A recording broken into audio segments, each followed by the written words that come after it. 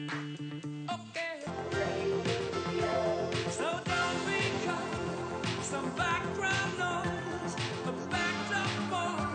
fil des ans, le journal télévisé a évolué.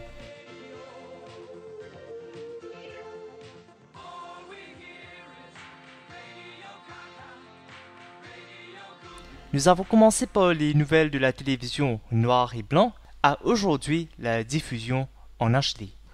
Autrefois, le journal télévisé se consacrait à des actualités très sélectives. Il y avait bien sûr la couverture des événements gouvernementaux, ministériels, et il y avait aussi des activités qui se passaient à travers le pays. Mais quand même, il n'y avait pas beaucoup d'équipements, pas beaucoup de logistique, et la radio prenait souvent le dessus sur la télévision. Donc le journal télévisé assurait, si vous voulez, il y avait l'essentiel, mais ça a changé considérablement aujourd'hui. Le tout premier journal télévisé a été diffusé en 1964. L'équipement était plutôt désuet et difficile à utiliser par rapport à aujourd'hui. Là, vous avez raison dans la mesure où on n'avait pas beaucoup d'équipement.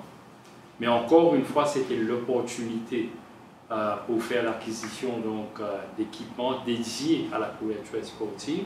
C'est ce qui s'était passé. Mais quand même, on était un petit peu limité, mais on a pu se rabattre, heureusement, sur l'apport des autres collègues de l'océan Indien. Plus qu'un travail, le journaliste consiste à s'améliorer pour le bien du public. On se bagarrait, histoire de... Bon, en parenthèse, on se bagarrait au niveau du contenu, au niveau de l'épaisseur du JT, au niveau de nouveaux moyens, ne serait-ce que pour rendre beaucoup plus attrayant le journal.